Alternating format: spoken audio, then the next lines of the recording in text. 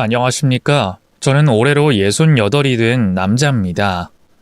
저는 마음고생은 크게 하지 않고 자랐는데 결혼 이후부터는 정말 몸과 마음고생을 많이 하고 살았어요. 제가 친구도 거의 없고 어디 가서 제 이야기를 해본 적이 없는데 유튜브 채널 썰밤이라는 곳을 알게 되며 많은 분들이 속 얘기를 많이 하시는 걸 듣고 저도 용기 내어 사연을 보내려고 합니다. 그럼 제 용기에 귀를 기울여 주시길 고개 숙여 부탁드립니다. 넉넉치 않은 집안에서 성장한 저는 중학교를 졸업하고 중국집 배달원으로 일했어요. 틈틈이 공부를 해서 검정고시로 고등학교 졸업장을 땄고 20살에 작은 회사에 들어갔습니다. 자동차 부품 공장에 생산직으로 들어갔죠. 일은 재밌었고 배울 게 많아서 퇴근 시간이 지나도 회사에 남아 공부를 하곤 했답니다. 회사에 숙직실이 있었는데 일주일에 서너 번은 거기서 잠을 자면서 열심히 자기 개발을 했어요. 강산이 한 번 지나자 회사에서 반장으로 진급했고 나이 30에 작은 집을 마련했답니다. 그때 당시에 결혼 적령기를 따져보면 이 30이라는 나이는 늦은 편이어서 주변에서 다들 결혼을 서두르라고 난리였답니다. 저 역시 결혼은 하고 싶었지만 신부감이 하늘에서 뚝 떨어지는 것이 아니니 인연을 찾아보려고 여러 차례 선을 봤어요. 하지만 저를 마음에 들어하는 여자분은 하나도 없었습니다.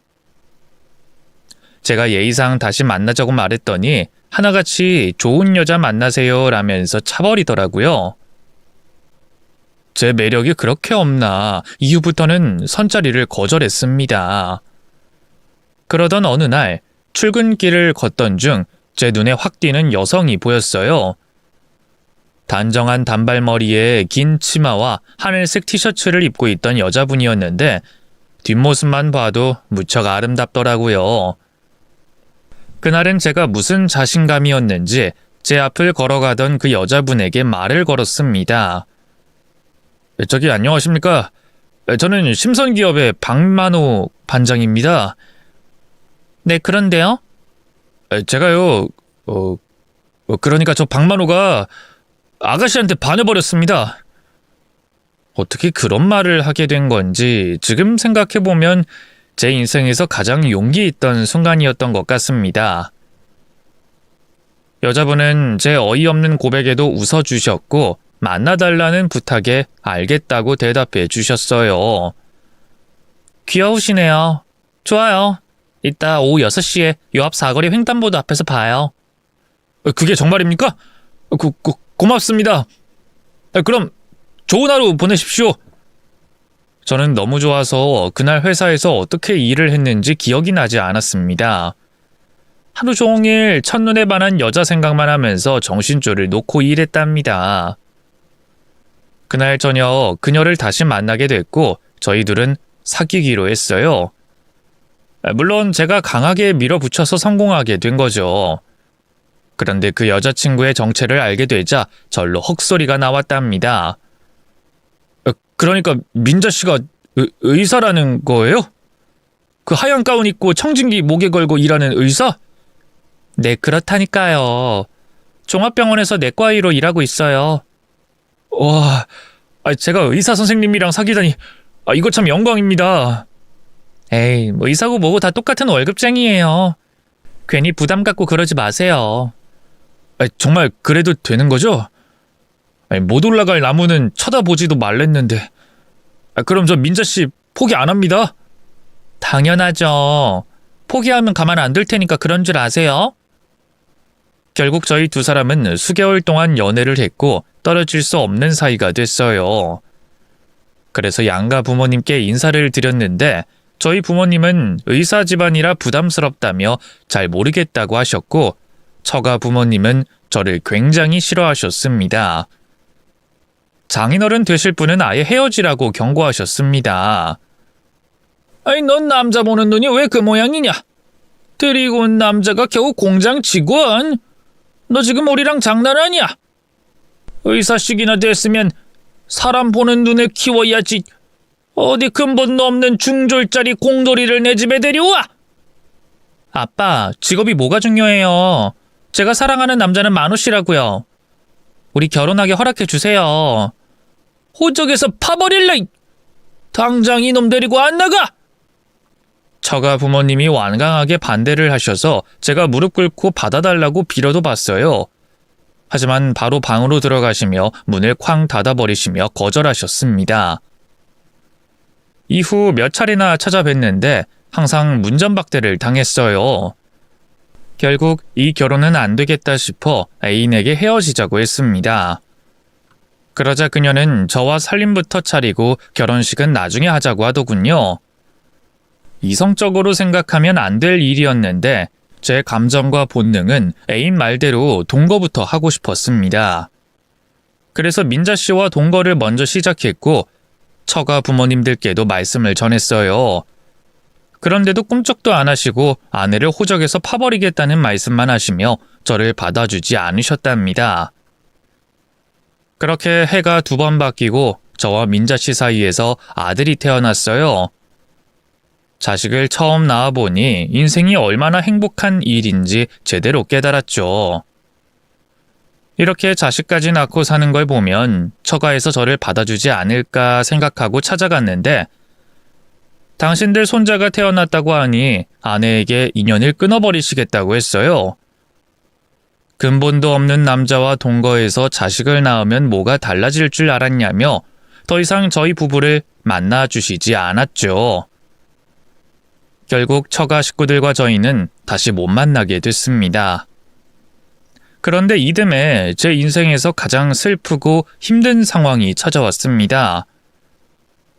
사랑하는 아내가 퇴근길에 트럭에 치여 세상을 떠났어요. 아내의 죽음을 보고 얼마나 놀랐던지 의식을 잃고 쓰러져서 한참 뒤에 깨어났습니다. 아내가 세상을 떠난 것이 꿈일 거라 믿었죠. 그런데 정신을 차리고 보니 처부모님이 제 뺨을 사정없이 때리고 있더라고요. 온갖 욕설에 손찌검으로 만신창이가 됐습니다. 이후 저는 아들을 혼자 키우는 호라비가 됐어요. 아내를 가슴에 묻으며 아들을 위해 최선을 다해 살겠다고 약속했습니다. 슬픔이 완전히 지나가진 않았지만 귀여운 아들이 자라는 걸 보면 웃음이 절로 나왔어요. 제 아내와 어쩜 그리 많이 닮았던지 아내가 어렸을 때는 이런 모습이었겠구나 하는 생각을 자주 했습니다. 세월이 조금 지나 아들이 초등학생이 됐을 때 한국에 IMF가 터졌어요. 그때 당시 멀쩡하게 회사 잘 다니는 사람들이 대거 해고 처리가 되었고 심하게는 회사가 부도가 나기도 했죠. 저 역시 회사의 부도 때문에 하루아침에 직장을 잃었답니다. IMF에 일자리가 있을 리가 없으니 다른 회사는 꿈도 꾸지 않았어요. 저는 아들을 키우고 있는 아빠고 꼭 일을 해야만 해서 일용직 막노동을 하려고 새벽마다 용역사무소로 찾아갔습니다. 어린 아들은 저희 누나 부부가 조카와 같이 봐주셔서 새벽같이 나와도 걱정을 하진 않았어요. 그런데 용역 사무실 앞에는 집안의 가장들이 줄을 길게 지어 서 있었습니다. 모두 저와 같은 상황이었으니까요. 줄을 늦게 서면 집으로 돌아가야 해서 저는 매일 1시간 일찍 용역 사무실에 나갔습니다. 새벽 4시에 나갔는데 그때부터 남자들이 줄을 서 있었죠. 저는 거의 2등이나 3등으로 줄을 서서 매일 공사장에 가서 막노동을 할 수 있었습니다. 이 일을 하면서 느낀 건 평생 공사장이 없는 날이 없을 거란 확신이 들었어요. IMF 시기에도 건물 공사장은 돌아가고 있으니 막노동을 평생 업으로 삼으면 아들을 굶기지 않고 키울 수는 있겠다 싶었습니다. 그래서 막노동을 하며 기술공이 되려고 용접도 배우고 전기 배선도 배워 공사장에 적합한 인물로 조금씩 성장했습니다. 그렇게 세월은 수십 년이 흘렀고 제 나이가 65이 됐습니다. 그리고 제 아들은 제 아내의 길을 걸어 의사 선생님이 됐죠. 의대를 나와 전문의까지 열심히 공부하고 일해서 대학병원 내과에서 근무를 하게 됐죠. 저 같은 막노동꾼 밑에서 얼마나 반듯하게 잘 자라줬는지 아들 얼굴만 봐도 배가 불렀네요. 그런데 이 녀석이 나이가 찼는데도 여자친구를 한 번도 데려오지 않더라고요. 인물도 훤하고 직업도 좋은데 한 번도 여자 사귀는 걸 보지 못했답니다. 그래서 한숨을 크게 쉬며 아들에게 물었어요. 세창아, 넌 어떻게 된 게 여자를 안 만나냐? 이 애비한테 소개해준 아가씨가 여태껏 하나도 없는 거 알긴 아냐? 네 나이 30 중반이면 이제 슬슬 장가갈 생각도 좀 해야지. 아, 내가 아버지한테 여자친구 보여준 적이 없었나요? 내가 의대 다닐 때 별명이 카사노바였는데 그것도 모르셨구나. 카사노바? 웃기고 있네. 넌 책상 앞에 붙어서 공부만 했잖아. 여자 만날 새가 있기나 했냐? 뻥도 좀 그럴싸하게 쳐봐라. 아버지는 날 너무 잘 알아 스타일이에요. 네, 여자 데리고 올게요. 사실은 결혼하고 싶은 여자가 있어요. 아니, 너 그거 정말이야? 아이, 이놈이 드디어 아비한테 효도를 하는구나. 어이시구나, 지화자다. 아버지 그렇게 죽으세요? 나 장가가면 용돈도 못 챙겨드리고 그럴 텐데 아쉽지 않겠어요? 이놈아, 네가 준 용돈은 다 모아놨다. 너 장가갈 때 돌려주려고. 내가 아들 돈을 어떻게 쓰겠냐? 피땀 흘려가면서 번 돈인데. 아버지도 참, 아버지야말로 공사장에서 피땀 흘려가며 절 키워주셨잖아요. 아버지가 대학 때도 저 알바를 못하게 하고 대학 등록금이나 다 대주셨잖아요. 제가 얼마나 죄송하고 감사하게 생각하는지 아세요? 말 나온 김에 우리 대화 좀 해요. 지금 제 결혼보다 아버지 은퇴에 대해 말해보자고요. 도대체 언제까지 공사장에서 일하실 건데요? 이놈아, 이 애비는 아직 한창이야. 젊디 젊은 사람이라고. 젊긴요. 아버지 연세에 다들 은퇴한다고요. 그러니까 아버지도 제가 벌어다주는 돈으로 편하게 좀 지내세요. 네? 일 없다. 내가 아들한테 빌부터 살 생각은 주어도 없어. 네 인생은 네 것이고 내 인생은 내 것이야. 아들놈이 제발 공사장을 관두라고 사정했는데 저는 일이 좋고 재밌어서 아직은 때가 아니라고 일러줬습니다. 그리고 몇 주 뒤에 아들의 애인이 집에 찾아왔어요. 제 아내만큼은 아니지만 예쁜 아가씨였죠. 예비 며느리는 성격이 밝고 쾌활하진 않았습니다. 도도하고 지적으로 보였죠. 제가 묻는 질문에는 단답형으로 대답하더군요.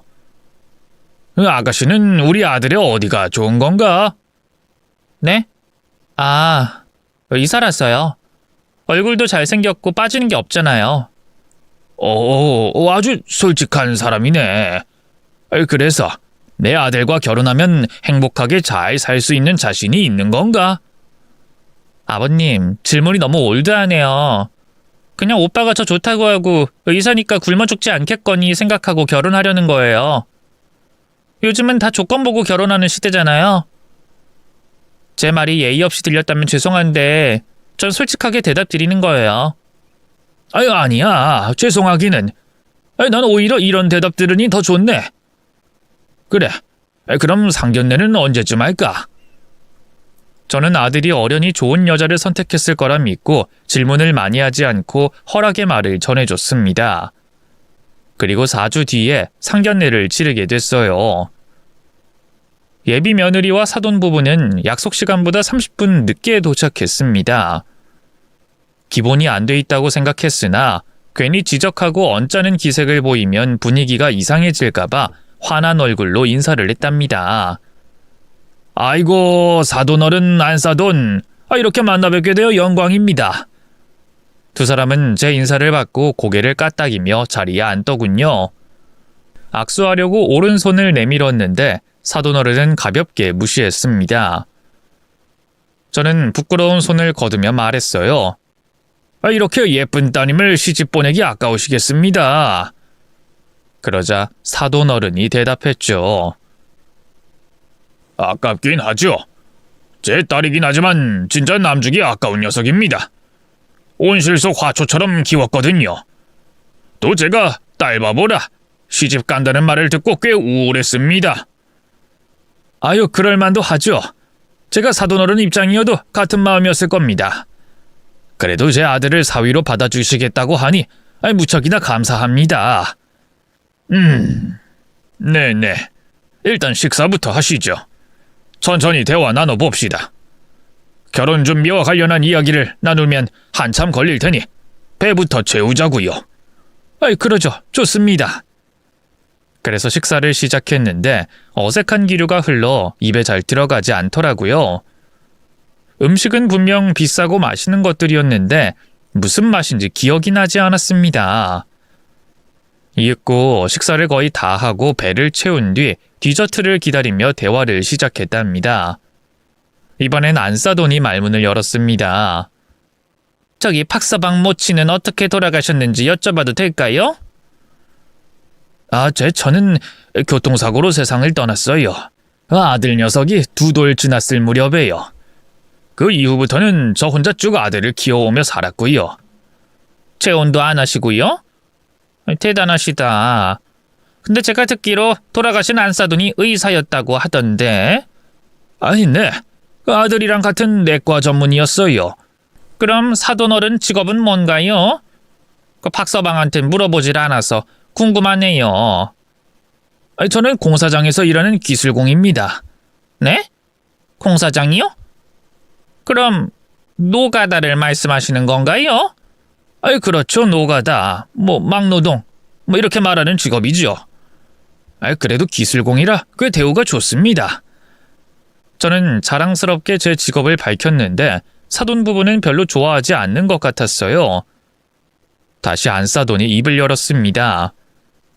막노동꾼이라. 직업은 그렇다 치고 애들 신혼집은 어느 정도 해줄 수 있어요? 저희는 강남에 40평대 아파트를 원하는데요. 강남이요? 그 먼 곳에 신혼집을 차리겠다고요? 사돈, 제 딸 데리고 가는 건데 그 정도는 써야죠. 설마 그 정도 능력 없는 건가요? 네, 제가 돈을 열심히 모으긴 했지만 아무래도 강남의 집은 힘들 것 같군요. 제 아들도 전문의가 된 지 얼마 안 돼서 대출만 잔뜩 받아야 할 것 같아요. 그러지 말고 처음 시작하는 신혼집은 외곽에도 좋은 곳이 많으니까 적당한 곳을 골라보는 게 어때요? 우린 강남 아니면 안 됩니다. 그리고 우리가 때가 되면 박서방 개인 병원도 차려줄 생각인데 그 정도는 받아야죠. 그렇게까지 해주실 생각이셨군요. 근데 사돈 두 분은 어떤 일을 하시길래 개인 병원까지 차려주시겠다는 건가요? 저도 사돈 두 분에 대해 들은 게 없어서 여쭙는 겁니다. 저희는 장사꾼이에요. 고급 술집을 운영하고 있죠. 장사를 하시는군요. 그래서 그렇게 부티가 나셨구나. 사돈어른, 제 질문에 아직 마음에 차는 답을 안 하셨네요. 애들 신혼집을 강남에 해주실 수 있겠어요? 저는 머릿속으로 숫자를 열심히 돌리다가 이내 대답했습니다. 하나밖에 없는 아들의 결혼인데 뭔들 못해주겠습니까? 제가 모은 재산과 대출을 좀 많이 받으면 충분히 마련해 줄 수 있을 겁니다. 오케이, 그럼 됐어요. 강남에 아파트 한 채 받으면 우리 조건은 끝이에요. 사동 형편이 어렵다고 하시니 더 요구했다간 파산할지도 모르니 적당히 하도록 하죠. 사돈 부부는 처음부터 계속 냉랭한 말투로 저를 대하더군요. 상견례 자리가 아니라 취조당하는 기분이었습니다. 어쨌든 아들을 위한 일이니 끝내 강남에 아파트를 해주기로 결론을 냈습니다. 그런데 사돈 부부가 속닥거리면서 비밀 대화를 나누더군요. 그리곤 사돈 어른이 저에게 명령조로 말했습니다. 사돈, 조건 하나만 더 할게요. 결혼식장에 나누셨으면 합니다. 막노동꾼이 혼주인 건 보기 좀 그렇잖아요. 저희가 고급진 이미지의 대역 알바를 불러서 사업가 집안과 결혼하는 걸로 할 거예요. 아실지 모르겠지만 이 비즈니스를 하려면 사람들 눈에 비춰지는 게 아주 중요하거든요. 그러니까 사돈은 결혼식에 나오지 마십시오. 이게 우리 조건입니다. 저는 그 말을 듣고 한참 동안 멍하니 앞만 보고 있었어요. 이게 말인지 막걸리인지 구분이 되지 않았거든요. 농담을 하는 건지 진지하게 요구하는 건지 가늠이 되지 않았습니다. 제 상식에선 이해할 수 없는 말이었으니까요. 그래서 전 되물었습니다. 지금 뭐라고 하신 거죠?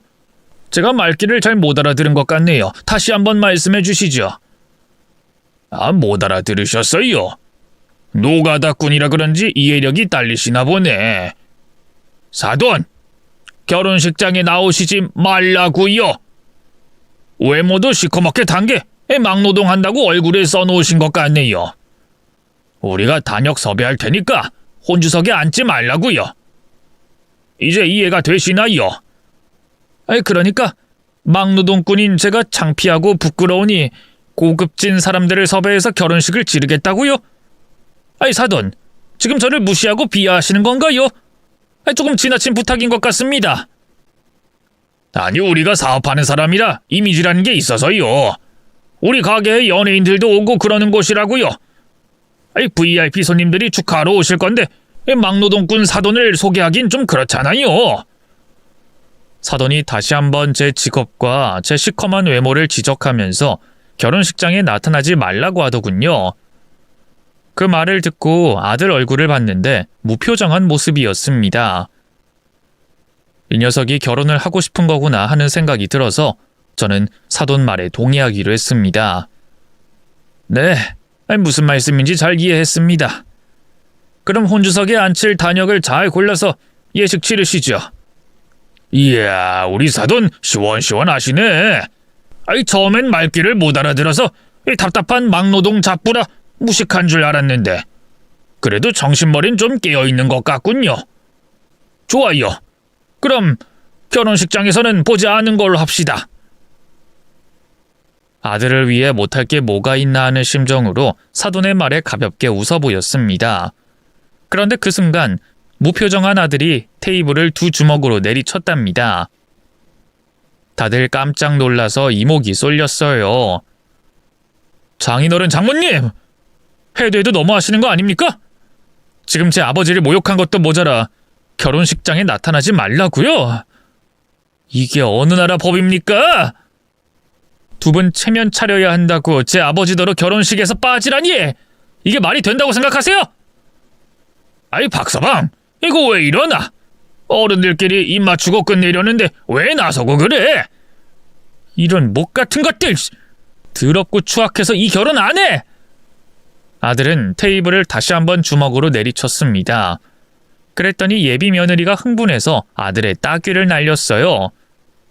이 자식이 어디서 우리 부모님한테 큰 소리를 내?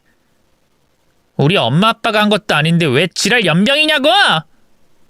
그러자 제 아들도 예비 며느리의 따귀를 날렸습니다. 너만 손 찍어 말 줄 아냐? 이게 어디서 무식하게 싸대기를 날려? 너희 부모가 내 아버지한테 하는 미친 소리 들었으면 너라도 말려야지. 왜 가만히 앉아서 듣고만 있어? 이놈 웃기는 놈이네. 야, 우리 부모님이 이미지 관리해야 한다고 하잖아. 네 애비 봐봐. 생긴 것도 무슨 섬에서 일하는 염전 노예 면상 같잖아. 나도 쪽팔려서 저런 노인네가 혼주석에 앉아있는 거 싫다고. 네가 조금 까칠한 여자인 줄 알았지. 이 정도로 밑바닥인 쓰레기인 줄은 오늘에서야 알았다. 너나 네 부모나 기본 예의와 상식이 없는 천박한 것들이야. 아들이 무지막지한 막말을 하자 사돈어른이 제 아들에게 달려들며 멱살을 잡아챘습니다. 주먹질을 하며 자기 딸을 왜 건드리냐고 쌍욕을 퍼붓더군요. 이 하층민 자식아! 어디 내 공주 같은 딸 얼굴에 손을 올려! 의사라고 참고 봐주려고 했더니 이거 아주 지 애비를 닮아 근본 없는 놈이잖아. 너 오늘 내 손에 뒤졌어. 그 광경을 보자 저 역시 온몸이 흥분으로 들썩이며 뛰어올라 몸을 던져 사돈어른을 아들에게서 떨어뜨렸습니다. 똑같이 주먹으로 응징해줬죠. 네 놈이 내 귀한 아들을 왜 건드려? 고작 술 장사하면서 내가 쪽팔리다고? 이 어리석고 무식한 놈아. 요즘 재벌도 너같이 안 해, 이 쫄부 새끼야. 이 부자가 쌍으로 지랄을 하네. 좋아, 해보자고. 이 마누라 돼지놈아. 이 악마 같은 놈, 이젠 하다하다 내 아내를 욕해? 니들 오늘 다 내가 씹어먹어 주겠어. 양가 식구는 득달같이 달려들며 치고받고 싸웠습니다. 식당 룸 안에서 소란이 커지자 종업원들이 때로 몰려 들어와서 말렸어요.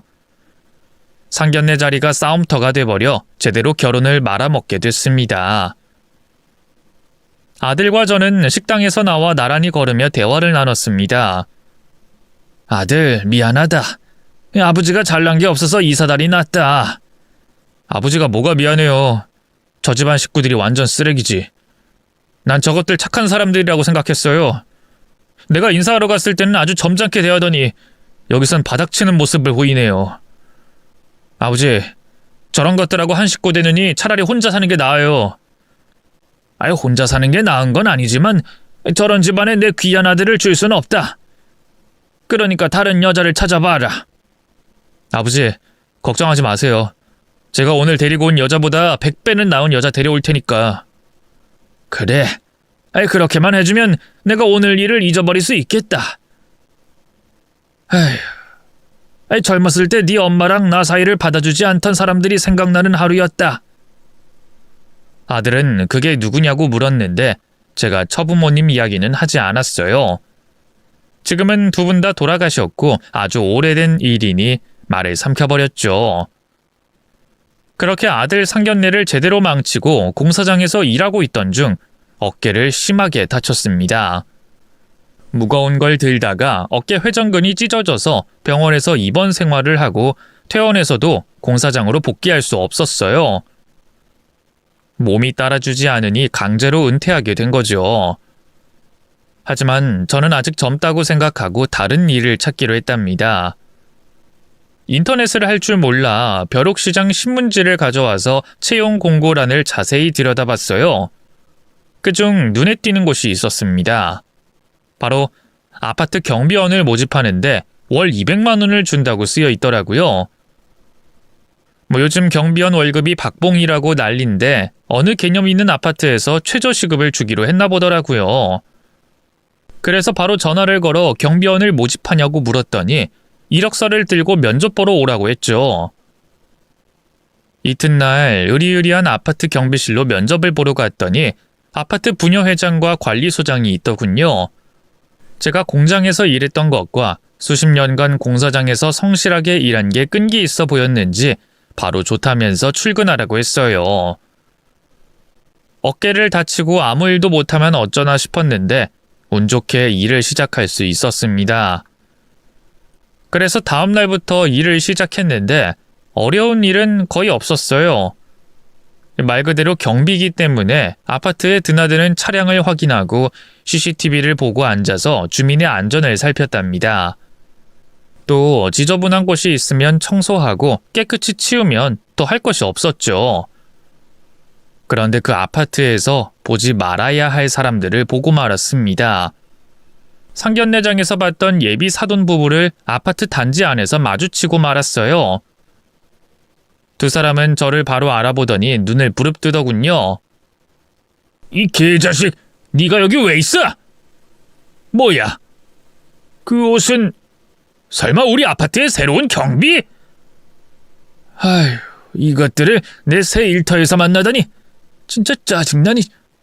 어이 두 사람, 앞으로 마주쳐도 못 본 척하고 지냅시다. 서로 건들지 말자고요. 제 말에 바깥사돈이 키득거리며 대답했습니다. 야, 웃기는 소리 하지 마. 넌 을이고 우리가 갑이라고. 노가다 판에 일자리가 없나. 거기서 잘려서 아파트 개노릇 하려고 들어왔어? 말 조심합시다. 나 지금 엄청 참고 있으니까 댁도 참으쇼. 참긴 뭘 참아? 당신 면상 보니까 바로 구역질이 나올 것 같다고. 염전 노예같이 생긴 놈이 아파트 물을 흐리고 지랄이야. 안 되겠네. 여보, 부녀회장 전화해봐. 이놈 우리가 잘라버리자. 거참 너무한 거 아니여? 공과 사는 구별합시다. 나 오늘 첫 출근했어요. 일자리 잃고 싶지 않단 말입니다. 우리도 경비를 바꾸고 싶단 말입니다. 이 개같은 놈아. 두 부부는 바로 부녀회장을 부르더니 저에 대해 이러쿵저러쿵 떠들더군요. 그러자 부녀회장이 제 경비 모자를 벗기더군요. 하루 일당 줄 테니 나가라는 겁니다. 아니 부녀회장님, 저 사람들 말만 듣고 이러는 게 어디 있습니까? 할 수 없어요. 주민이 반발이 있으면 문제를 해결해야 하는 게 내 일입니다. 죄송하지만 다른 일자리 알아보세요. 결국 예비 사돈 부분 때문에 일한 지 반나절 만에 잘리고 말았습니다. 화가 나서 집에서 혼자 막걸리를 마시고 있는데 아들이 퇴근하고 들어와 무슨 일이냐고 묻더군요.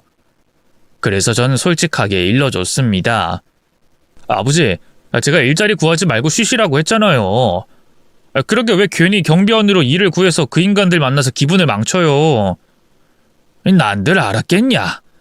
그것들이 그 아파트에 살고 있는지 알았겠냐고. 하여튼 대한민국은 진짜 좁은 나라인가 보다. 오늘 제대로 망신당하고 와서 맨정신으로 있을 수가 없어. 오랜만에 술까지 마신다. 아버지, 천천히 드세요. 그리고 잊어버리세요. 아들은 한마디 위로를 하더니 막걸리 한 잔을 달라고 해서 같이 한잔하고 방에 들어가서 누웠습니다.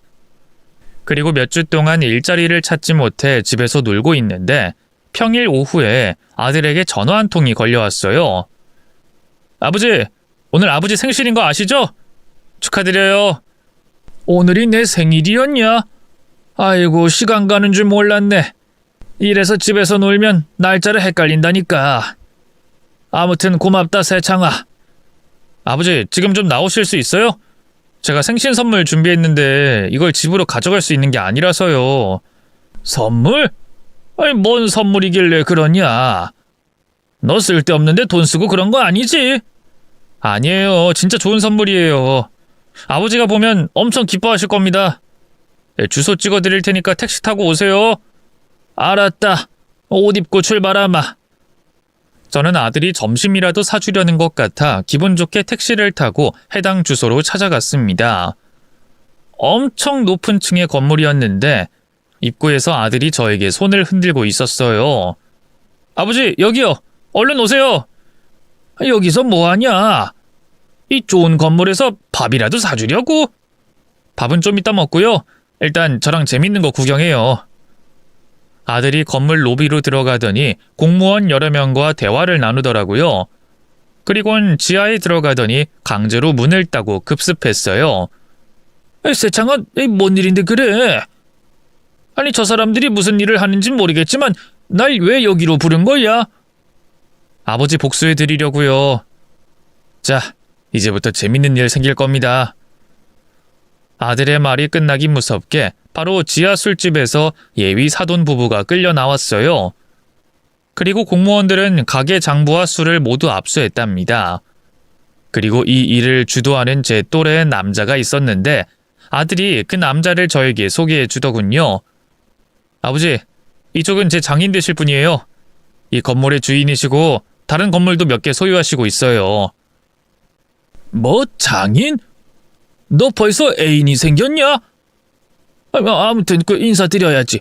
안녕하십니까? 박만호라고 합니다. 아이고, 사돈어른, 이렇게 뵙게 되어 반갑습니다. 얼마 전에 결혼 파토 났다고 소식을 듣고 제가 바로 박서방을 꼬셨습니다. 사실 제 딸이 박서방을 짝사랑하고 있었고 저희 부부도 박서방을 좋아했거든요.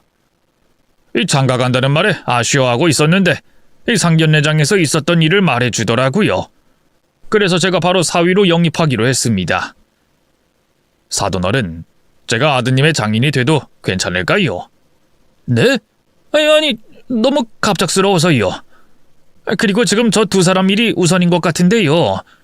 술집 장사하던 저것들이 왜 저러고 있는 거예요? 저것들이 그 사돈어른한테 함부로 대했다면서요. 막노동꾼이 혼주석에 앉는 건 싫다고 했던가요? 그리고 사돈한테 갑질해서 경비 자리 빼앗겼다면서요? 우리 박서방이 여러 가지 이야기를 알려줘서 제가 혼쭐 내주려고 인맥을 동원했습니다. 검찰과 국세청에서 이것들 술집에 대해 조사를 해봤더니 탈세는 기본이고 가짜 양주, 그리고 카드깡, 불법으로 접대부까지 고용해서 술집 안에서 더럽게 장사했더라고요. 그것만 해도 벌써 가게 문 닫고 재산 압수가 될 겁니다. 하여튼 제가 제대로 밟아주기로 했으니까 이 사돈은 구경이나 하시면서 속 푸셨으면 좋겠네요. 아이, 정말 그런 거예요? 근데 저것들 집안이 엄청 부자라고 하던데 이거 가지고 망할까요? 졸부라서 술집 망하고 세금 폭탄 맞으면 살던 집 팔아야 할 겁니다. 저것들 내 친구 검사한테 잡혀 나오네요. 어서 인사하시죠. 저는 갑작스러운 아들 호출에 나가봤더니 제대로 된 생일 선물을 줬더군요. 두 년놈은 저와 새 사돈 앞에 세워졌습니다. 전 사돈이 건물주 새 사돈에게 말문을 열었습니다. 건물주님, 이거 너무 하시는 거 아닙니까? 매달 비싼 돈 주고 장사하고 있는데 이런 식으로 엿먹이는 법이 어딨어요? 여기 온 공무원들 모두 건물주님 후배들이라면서요. 제가 하라는 대로 다 할 테니까 한 번만 봐주세요. 아이고, 김 사장. 인생이 당장 주저앉기 일보 직전이구만. 쫄부가 뭐 그렇지. 한번 나락가면 끝장이거든. 일단 여기 내 옆에 계신 내 사돈 어른께 사과부터 드려. 네? 사돈이요? 이 막노동꾼이랑 사돈 맺으려고요? 우리 딸이 버린 놈이랑 건물주님 딸이랑 결혼시키게요? 이게 무슨 개막장 전개입니까? 어이, 막장은 자네 식구들이나 막장이지. 나는 지금 쓰레기인 자네랑 자네 마누라를 사돈을 위해 복수하는 중이라고. 뭐라고요? 그럼 이게 다 이 박마누라는 사람이 꾸민 짓이에요? 이봐, 경비 자리 잘랐다고 이런 식으로 사람 뒤통수를 치는 거야? 저에게 말을 걸길래 싱긋 웃으며 대답해 줬습니다. 나도 연락받고 왔어. 오늘이 내 생일이라면서 아들놈이 선물을 준비했다고 말이야. 근데 진짜 제대로 된 선물을 주는구만. 니들 부부가 나락가는 걸 생방송으로 보게 됐으니 말이야. 진짜 짜증나기. 이 막노동꾼 놈 때문에 우리 인생이 끝자락에 걸렸어. 이봐 노가다. 건물주님한테 말 좀 잘해서 공무원들 돌려보내라고 해줘. 싫은데. 난 지금 이 순간을 즐길 거야. 아주 재밌게 말이야. 제가 껄껄거리며 새 사돈의 얼굴을 보자 새 사돈도 같이 웃어줬습니다. 그리곤 새 사돈이 기회를 주겠다고 하더군요. 김 사장, 둘이 내 사돈에게 용서를 빌어봐. 그럼 내 후배들을 철수시킬지 생각해 볼게. 네? 이 노가다꾼한테요? 이 무식한 놈한테 뭘 빌라는 겁니까? 모양새 빠지기. 어허, 내 귀한 사돈이 될 분한테 계속 말이 짧네. 그럼 이대로 망하든가. 그러자 전 사돈 부부가 자존심을 굽히고 제 앞에 무릎을 꿇더군요. 그리고는 억지로 사과를 했어요. 선생님, 저희가 잘못했습니다. 선생님의 직업을 비하하고 무시한 거 모두 사과드립니다. 저도요. 아빠랑 제가 원래 그런 사람은 아니고요. 일하면서 VIP들만 만나다 보니 사람을 우습게 보는 경향이 생겼어요. 그 선생님이 저희를 용서하시고 건물주님께 철수 좀 해달라고 해주세요. 선생님 정말 죄송했습니다. 이에 저는 두 사람을 놀려먹기로 했어요. 그 사과가 좀 싱거운데요. 좀 진심으로 해주시면 안 될까요? 뭐요? 무릎까지 꿇고 사과하는데 싱겁다니요? 엎드려 절이라도 하라는 말인가요? 네, 그렇게 해봐요. 그럼 내가 사과를 받아줄지도 모르니까. 그러자 두 사람은 긴 한숨을 내쉬더니 저에게 절까지 올리면서 봐달라고 사정하더군요. 이에 저는 괜히 원수를 만들고 싶지 않아 새 사돈에게 말했습니다. 오늘 처음 뵙긴 했지만 저희가 사돈이 될 사이가 맞나요? 네, 사돈. 박서방은 이제 무조건 제 사위가 될 겁니다. 하늘이 두 쪽 나도 제 사위입니다. 그럼 이 두 사람을 봐주는 게 어떨까요? 저는 괜히 원수를 만들고 싶지 않아서. 아이고, 우리 사돈이 마음이 여리시네. 사과를 받아주시겠다니. 참 너그러우신 분입니다. 그런데 이미 사건이 접수되고 영장까지 나왔어요. 제가 물러달라고 해도 후배들이 안 된다고 할 겁니다. 그냥 망하는 거 마저 보시죠. 그 말에 두 사람이 벌떡 일어나 언성을 높였어요. 뭐야? 건물주 당신! 지금 우리랑 장난해? 장난해. 너희들 놀리는 중인 건 몰랐어. 감히 내 사돈에게 상처를 줘? 이것들아, 너희 같은 졸부들이 세상에서 가장 꼴불견이야. 니들이 한 짓이 만천하에 드러날 테니까 다시 밑바닥부터 기어봐라. 어차피 사기치면서 술 장사했으니 그렇게 아깝진 않을 거 아니야. 너 이놈 가만 안 둬. 우리한테 이 술집이 전부인데 니놈이 빼앗아가? 너희 둘 다 오늘 개박살 내고 교도소에 말뚝 박고 말겠어. 전 사돈은 허공에 주먹을 휘둘렀지만 건물주 사돈이 부른 경찰들에게 바로 팔을 꺾여 잡혔습니다. 결국 두 사람은 술집을 잃었고 세금 폭탄과 벌금으로 거의 모든 재산을 빼앗겼습니다. 그리고 아들이 새 며느리를 데리고 왔는데 정말 참하고 선한 아가씨였어요. 얼굴도 귀엽고 성격도 차분하고 예의가 바르더라고요. 새 사돈 부부 역시 착한 분들이라 제 직업에 대해 이야기를 듣고는 대단하다고 칭찬을 하셨습니다. 아이고 사돈, 그 안사돈 잃고 혼자 아들만 바라보고 열심히 살아오신 게 정말 존경스럽습니다. 우리 시대에는 다들 못 먹고 못 살던 시대 아닙니까? 이 베이비 부모의 IMF까지 겪은 가장들 아니겠어요?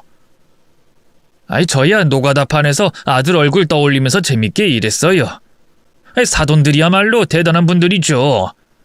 두 분 다 자수성가한 의사라고 하시니 존경심이 절로 생깁니다. 우리도 못 살던 시절이 있었죠. 저랑 아내는 죽어라 공부해서 의대에 들어갔어요. 집안 도움 하나 못 받았는데 이제와 생각해보니 스스로 종합병원까지 개원하게 되니 진짜 뿌듯했습니다.